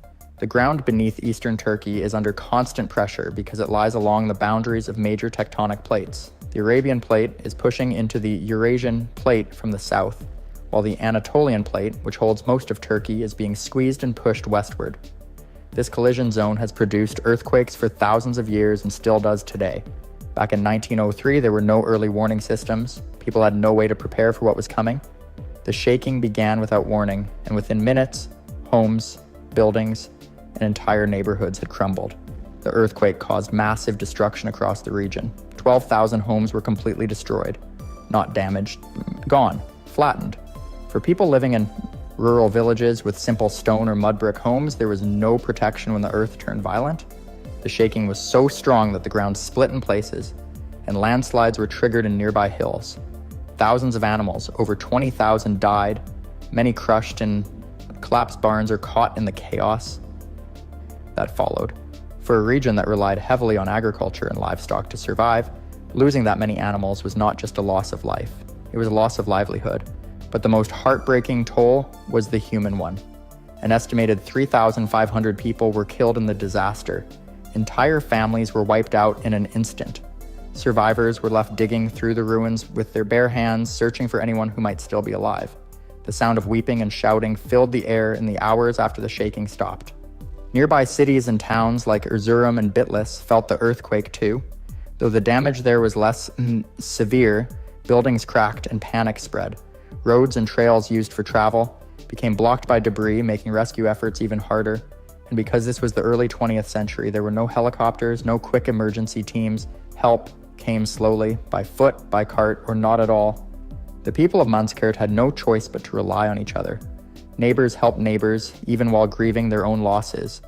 Makeshift shelters were set up, using whatever materials could be found. Fires were lit to keep warm at night, as many were forced to sleep outside in the cold. The strong aftershocks kept coming, making it impossible for people to feel safe indoors. This earthquake would go on to be remembered as one of the deadliest in Turkish history.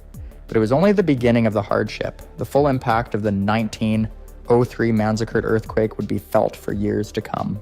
As the days passed after the earthquake struck Manzikert, the damage began to reveal itself even more clearly. Survivors who had crawled out from collapsed homes began walking through their villages, seeing entire streets reduced to rubble. Stone walls had collapsed inward, roofs had caved in, and the narrow dirt roads were blocked with debris. In many places, there was nothing left standing. The landscape looked as though it had been torn apart by war. Relief was slow to arrive. In the early 1900s, the region was isolated. With limited infrastructure, there were no paved highways or motor vehicles. The only ways to reach Manzikert were by foot, horseback, or donkey carts, and the trails were damaged or blocked by landslides. News of the earthquake spread slowly. Weeks went by before help from distant cities began to trickle in. In the meantime, the survivors had to rely entirely on local resources. Many had lost everything. Families were now homeless, living in temporary shelters made from wooden planks and canvas, or huddling in caves and open fields. With their livestock gone and food supplies buried under rubble, hunger and illness started to take hold. Clean water was scarce, and without proper sanitation, diseases quickly began to spread. It was no longer just an earthquake disaster, it was now a humanitarian crisis. The psychological toll on the survivors was heavy.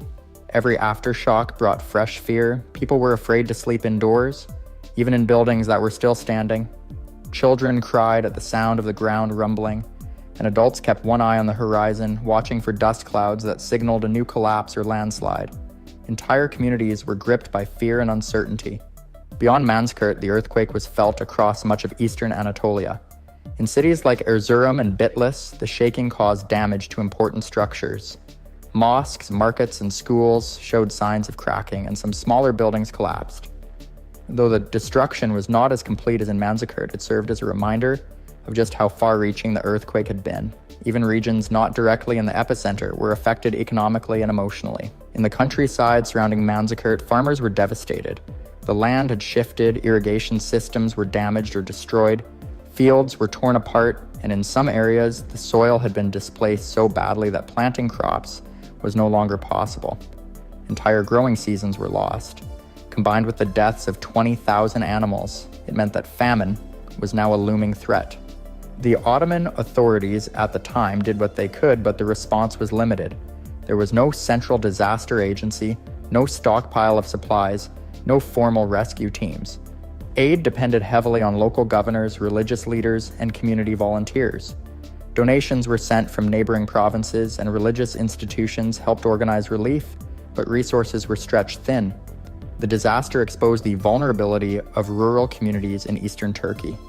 Most homes had been built from sun-dried bricks or local stones, materials that stood no chance against a major quake. The collapse of these homes wasn't just a matter of strength. It was a sign of how unprepared the region was for a natural disaster of this size. In the weeks that followed, the people of Manzikert began the slow process of digging out what they could. Personal belongings were retrieved from the ruins, but for many there was little to find. Entire family histories, photos, books, heirlooms had been buried or burned. Yet amid the loss, there were small moments of hope. People who had been presumed dead were found alive. Buried under beams or inside pockets of collapsed rooms, rescued by neighbors who refused to give up searching. The memory of the 1903 Manzikert earthquake would remain etched in the minds of the survivors for the rest of their lives.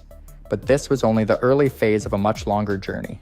Recovery would take years, and the scars left by the earthquake, both physical and emotional, would run deep. Months after the earthquake, the people of Manzikert were still struggling to return to anything close to normal. The summer heat arrived, bringing with it new challenges. With so many buildings destroyed and clean water supplies either buried or contaminated, sanitation had become a serious problem. Flies gathered around waste and rotting animal carcasses that had not been properly buried. Sickness was spreading rapidly. Typhoid and dysentery were common. With limited medical knowledge and no modern hospitals nearby, even treatable illnesses became deadly. The destruction of homes and livestock had left thousands of people dependent on whatever help they could get. Food shortages were growing worse. Crops planted earlier in the spring had withered in fields that could no longer be properly irrigated. Entire harvests had failed. Families were now relying on donated grains, dried fruits, and whatever animals they had managed to save. The loss of 20,000 animals was not just a number. It meant fewer plows, no milk, no transportation, and no meat for entire communities.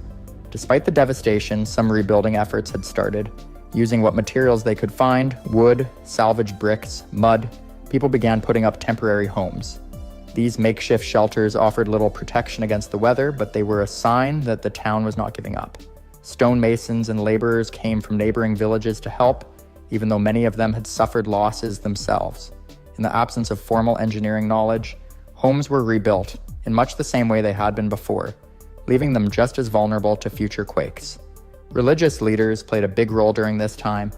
Mosques that had survived the shaking became gathering places not only for worship, but for organizing food distribution and community decisions. Clerics gave sermons focused on strength and perseverance, and many people found comfort and faith when there was little else to hold onto. Beyond the town itself, the government had begun taking notes. The Ottoman Empire, still in its final decades, was under pressure from multiple sides, financially, politically, and militarily. Natural disasters like the Manzikert quake only added more stress. Officials sent reports back to Istanbul detailing the destruction, and engineers were dispatched to evaluate the damage. While resources were limited, the disaster helped push the discussion about earthquake risks into broader political conversations. Meanwhile, researchers of the time began paying closer attention to the geology of the region. Though modern seismology was still in its infancy, it was becoming clear that eastern Anatolia was resting on unstable ground. Scientists noted that the region was close to the junction between two major fault systems, the East Anatolian Fault and the North Anatolian Fault. These faults were now being studied more closely, and there were early theories forming about the movement of plates and how stress in the Earth's crust could build over time until it suddenly released in a violent quake. In addition to the main earthquake in April, there were multiple aftershocks over the following weeks and months. One of the more powerful ones struck on the 6th of August, causing new damage to buildings that had survived the initial quake. Some people who had started rebuilding saw their homes collapse again. A few were injured, and the fear that had briefly started to fade came roaring back. Many residents began questioning whether it was even safe to remain in the region. Despite the suffering, people found ways to survive. Communities worked together, sharing tools, food, and even space. Entire families moved in together under single roofs. Children played in the dust and rubble, finding moments of laughter amid the hardship. Weddings were still held, funerals still observed, and markets slowly reopened. Bit by bit, life was continuing, even if it looked completely different than before. For the people of Manzikert, the earthquake had not just destroyed buildings, it had changed the rhythm of their lives, shifted their priorities, and forced them to rethink how they would live in a land that could shake without warning. But they kept going, one day at a time, trying to rebuild not just their homes, but the future. In the years that followed the 1903 Manzikert earthquake, the tragedy stayed fresh in people's memories. Survivors carried the weight of what they had seen and lost. Family members buried under collapsed roofs, animals crushed in barns, entire neighborhoods wiped off the map. The ground beneath their feet had once felt solid, dependable. Now every tremor, every creak of a shifting house beam sparked a fear that was hard to forget. Across the region, this earthquake became one of the key moments that helped shift how people understood natural disasters. Before then, earthquakes were often seen as acts of fate or divine punishment, unpredictable and unavoidable. But the scale of the Manzikert disaster forced people to ask new questions. Could something like this happen again? Was it possible to prepare or even to prevent such destruction? At the time, formal earthquake science was still very limited, especially in eastern parts of the Ottoman Empire. There were no warning systems, no emergency response plans, and little public understanding of how earthquakes worked. But slowly that began to change. Scholars and engineers began paying more attention to the fault lines running through the Anatolian region. Reports were written, diagrams drawn, and early versions of risk maps were developed by experts in Istanbul and abroad. The Ottoman government, though strained and declining, did begin to gather more earthquake data. They compiled damage reports from towns like Manzikert, Erzurum, and Bitlis. These records would later help future researchers understand which parts of the country were most at risk. The memory of the 1903 disaster also started conversations about the need for safer buildings, though large-scale changes in construction would not fully come into place until decades later. Even without modern engineering, local builders and masons began to change their methods. In the years after the quake, new homes were often made shorter with thicker walls and stronger support beams.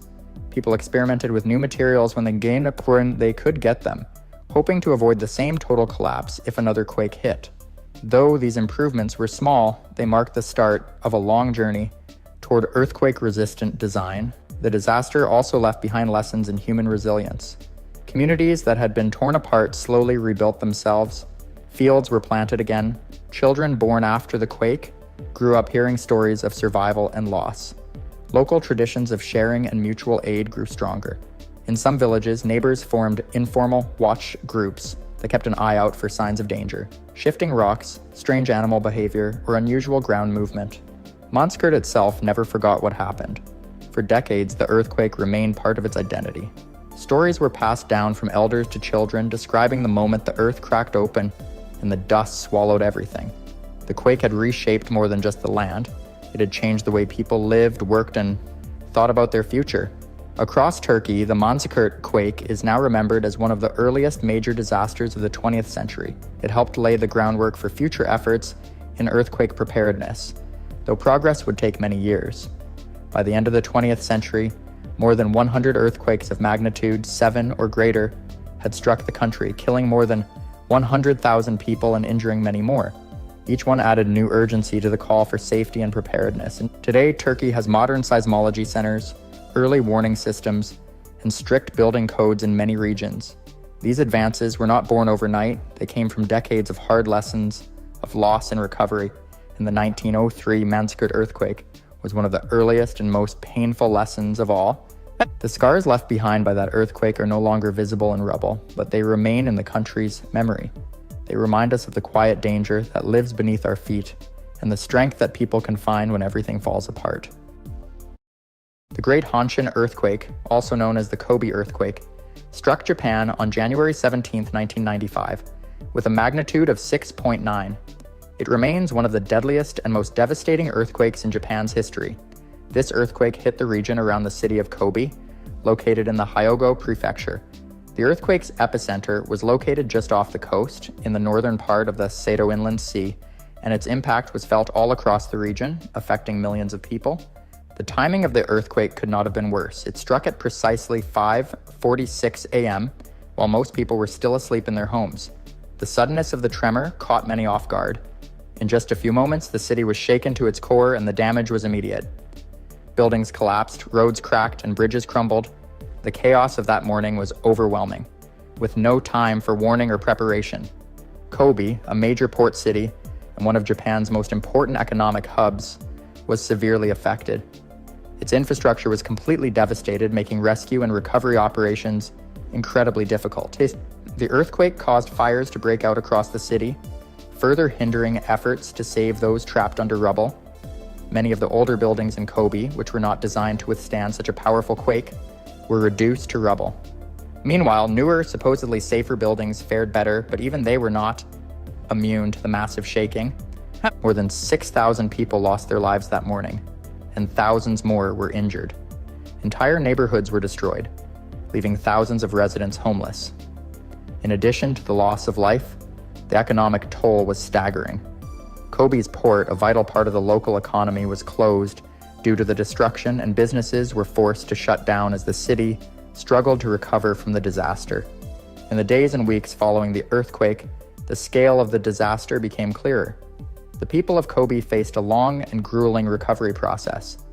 Roads, bridges, and railways had been damaged beyond recognition, and the lack of communication only made it more difficult for emergency responders to reach the hardest hit areas. The rescue teams were overwhelmed, and the government was unprepared for such a large-scale disaster. In the aftermath of the earthquake, Japan began to reassess its earthquake preparedness systems. While the country had long been aware of the seismic activity in the region, the Great Hanshin earthquake exposed the limitations of Japan's infrastructure and response systems. The earthquake was a wake-up call for the nation and the world, showing just how vulnerable even the most advanced cities could be in the face of a major natural disaster. The aftermath of the Great Hanshin earthquake was a time of immense hardship for the people of Kobe and the surrounding areas. The destruction was not just physical, but emotional as well. In addition to the loss of life, the earthquake shattered the lives of countless individuals who were left without homes, businesses, or even basic services. Many survivors found themselves struggling to find food, clean water, and medical supplies as the city's infrastructure had collapsed. Hospitals, schools, and other essential buildings were either destroyed or severely damaged, making it difficult for the city to provide even the most basic services to its residents. As the days passed, the government and local authorities began to mobilize rescue and relief efforts. Emergency teams from across Japan and around the world rushed to the affected areas to search for survivors, but the scale of the disaster was so vast that it took days, even weeks, before help could reach some of the most devastated neighborhoods. The most affected areas were the older parts of the city, where buildings had not been built to withstand an earthquake of such magnitude.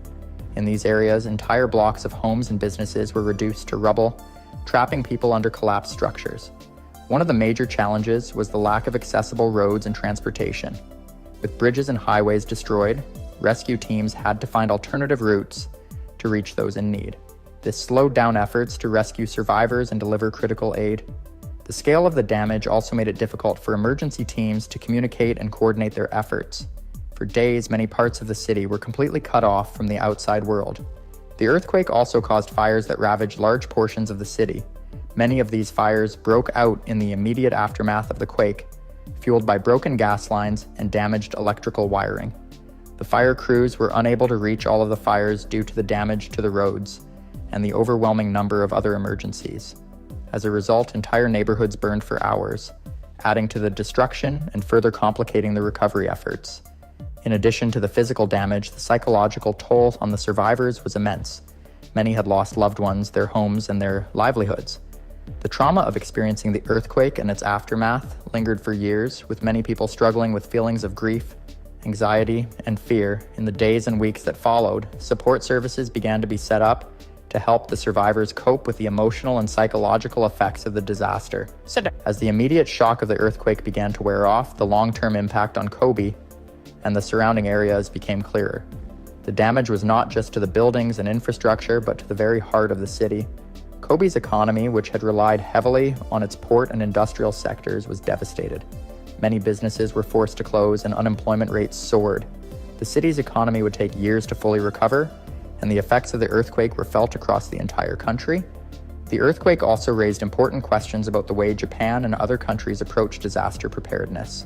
The devastation caused by the Great Hanshin earthquake highlighted the need for more resilient infrastructure, better communication systems, and more efficient disaster response plans. Japan, known for its advanced technology and infrastructure, found itself overwhelmed by the sheer scale of the disaster, prompting a nationwide reevaluation of how to prepare for future earthquakes and other natural disasters.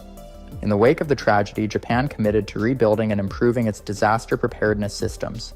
The lessons learned from the Great Hanshin earthquake led to changes in building codes, emergency response procedures, and public education about earthquake safety. The tragedy, while devastating, also served as a catalyst for change, ensuring that Japan would be better equipped to face future disasters. As the dust settled in the wake of the Great Hanshin earthquake, the focus shifted from rescue to recovery and rebuilding. The immense scale of the damage in Kobe and its surrounding areas meant that the recovery process would take years, not just months. The earthquake had severely impacted the city's infrastructure, and the efforts to rebuild it were daunting. The sheer magnitude of the destruction left the government and local authorities scrambling to find the resources needed to reconstruct roads, bridges, schools, hospitals, and homes. One of the biggest challenges was the rebuilding of the city's transportation network. With roads and highways destroyed, there was a critical need to restore vital links between Kobe and the rest of Japan. Reconstruction efforts had to balance speed with safety, ensuring that the new infrastructure could withstand future earthquakes. The city's port, a crucial part of its economy, was heavily damaged. With Kobe being one of Japan's busiest ports, the closure of the port for months created a ripple effect throughout the country, impacting trade and supply chains. The task of restoring the port to full capacity was a monumental one, requiring new facilities and the relocation of cargo operations to other areas until the port was fully rebuilt. During the reconstruction, the focus was also on strengthening the city's infrastructure to ensure it would be better prepared for future earthquakes. Japan's government introduced stricter building codes and regulations, demanding that new construction projects and repairs be more resilient to seismic activity.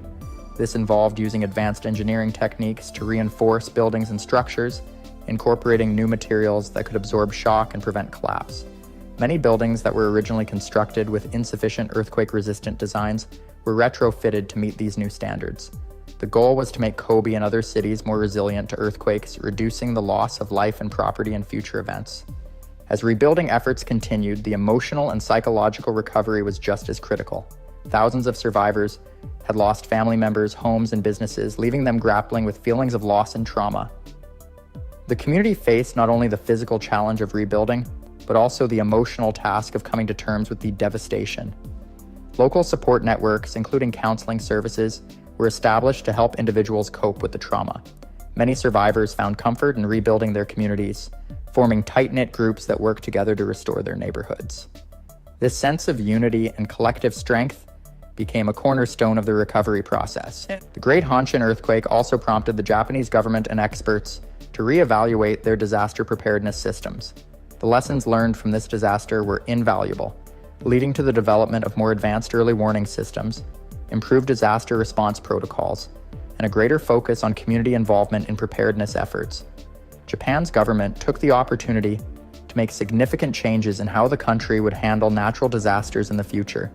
New technologies and systems for predicting earthquakes were implemented, including advanced seismic monitoring equipment and systems to warn the public of impending earthquakes. While no technology could ever fully eliminate the risk of an earthquake, the goal was to minimize the damage and loss of life when disaster struck. Internationally, the aftermath of the Great Hanshin earthquake was seen as a wake-up call for countries around the world, especially those located in earthquake-prone areas. Many nations looked to Japan's recovery efforts as a model for how to rebuild after a natural disaster and improve their own disaster preparedness systems. The outpouring of support from countries around the world as well as international relief efforts, highlighted the importance of global cooperation in the face of catastrophe. The recovery from the Great Hanshin earthquake was not just about rebuilding physical structures, it was about restoring hope and resilience. The people of Kobe, and Japan as a whole, showed an incredible spirit in the face of devastation. Through years of hard work, determination, and a collective commitment to rebuilding, Kobe was able to emerge from the ruins stronger and more prepared for the future. The earthquake, while tragic, ultimately led to profound changes that shaped Japan's approach to disaster preparedness and recovery, making the country better equipped to face the challenges posed by natural disasters in the years to come. In the years following the Great Hanshin earthquake, the long and difficult process of rebuilding continued to unfold, but the impact of the disaster lingered in ways that went beyond physical structures. The trauma experienced by the people of Kobe and the surrounding areas, as well as the lessons learned during the recovery, reshaped not only the city but Japan as a whole. The earthquake served as a catalyst for significant changes in disaster preparedness, urban planning, and the way the country viewed its vulnerability to natural disasters. One of the major shifts that occurred after the earthquake was a more community-centered approach to disaster preparedness. Prior to the Great Hanshin earthquake, Japan had focused heavily on large-scale government response systems. While these systems were important, the events of January 17, 1995, revealed how critical it was for local communities to be actively involved in disaster preparedness. In Kobe, as residents worked together to rebuild their neighborhoods, they developed close-knit networks that could respond more effectively in future emergencies. These local efforts became a model for other parts of Japan, encouraging a greater focus on community-based disaster education and planning. The lessons learned during the recovery process demonstrated that effective disaster response wasn't just about having government resources at the ready, it was about having a well-informed and prepared public. The devastation caused by the earthquake also accelerated technological advancements in Japan's earthquake detection and early warning systems. Prior to 1995, Japan had some of the most advanced seismic monitoring equipment in the world, but the scale of the disaster revealed room for improvement. After the earthquake, the Japanese government invested heavily in expanding and enhancing its earthquake monitoring networks. This included the introduction of more sensitive sensors capable of detecting tremors and predicting earthquakes with greater accuracy. These advancements have saved countless lives in the years since, with early warning systems now alerting people of impending quakes seconds before they hit, providing just enough time to take cover or evacuate. These efforts highlighted the importance of using technology not only for recovery, but for prevention, mitigation, and survival. In addition to technological advancements, there was also a major rethinking of Japan's building standards and urban planning. Following the earthquake, Japan implemented stricter building codes, ensuring that future construction projects would be able to withstand more severe seismic activity. Many buildings throughout Kobe, as well as in other parts of Japan, were retrofitted to meet these new standards. The goal was to make structures more resistant to earthquakes, reducing the risk of collapse and minimizing damage. In cities like Kobe, which are built on hilly terrain and are densely populated, this was especially important. The lessons learned from the earthquake led to the development of earthquake-resistant technologies, such as shock absorbers and flexible foundations, which are now used in buildings across Japan and around the world. Furthermore, the recovery process highlighted the need for better emergency response coordination between local, regional, and national governments. In the immediate aftermath of the earthquake, there was confusion and inefficiency in the way rescue efforts were carried out. Different agencies and organizations were not always working in sync, and there were significant delays in providing aid to those who needed it most. This was due in part to the sheer scale of the disaster and the difficulty of navigating through the debris-strewn streets.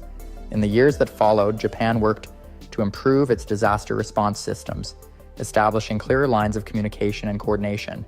This resulted in faster, more efficient responses during subsequent natural disasters, such as the Great East Japan Earthquake in 2011.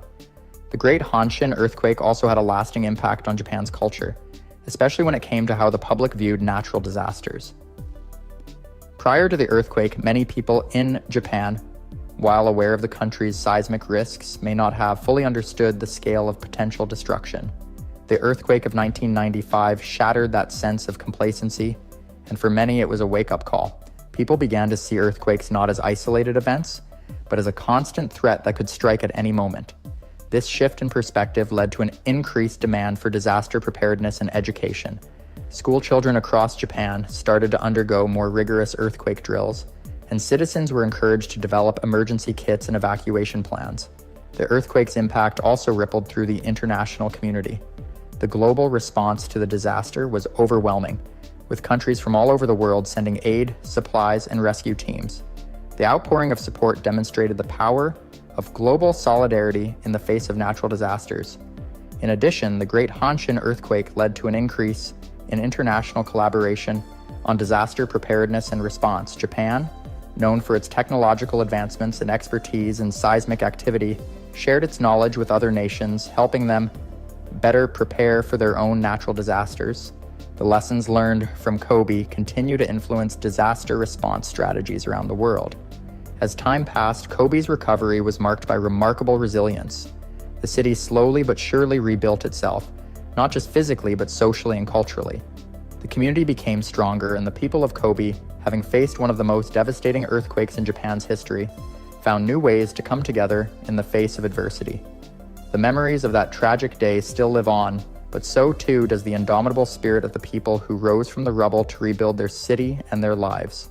The legacy of the Great Hanshin Earthquake is one of transformation, a powerful reminder of the importance of preparedness, community, and resilience in the face of disaster.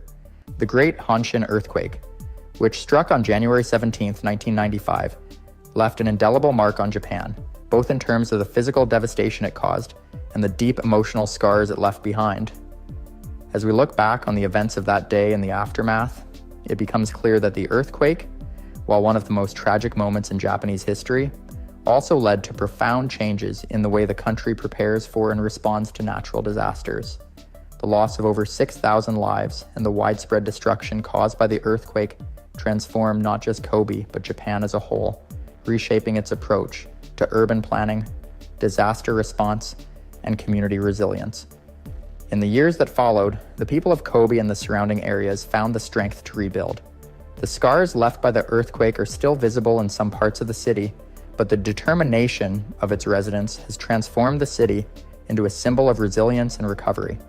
The disaster prompted a complete rethinking of how Japan would handle future seismic events. While the country had always been aware of the risks posed by earthquakes, the scale and ferocity of the Great Hanshin Earthquake served as a wake-up call that no level of preparedness could fully prepare a nation for such a devastating event. But in the face of this tragedy, Japan's response evolved in ways that would shape disaster management for years to come. The legacy of the Great Hanshin Earthquake is not just about the physical reconstruction of buildings or the development of advanced earthquake warning systems.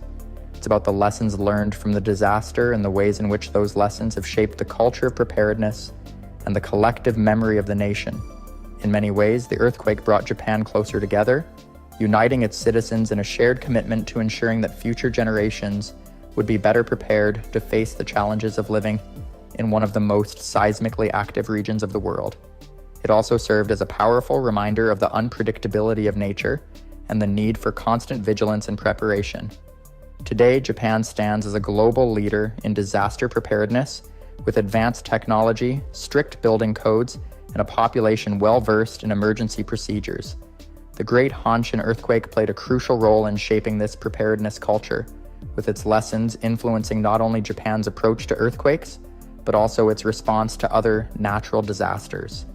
The resilience demonstrated by the people of Kobe has become a beacon of hope for other regions affected by similar catastrophes, offering a model for how communities can recover and rebuild in the face of unimaginable loss. As we reflect on the events of January 17, 1995, we are reminded of the power of human resilience. The tragedy of the Great Hanshin Earthquake may have caused immense pain and suffering, but it also highlighted the strength of the human spirit.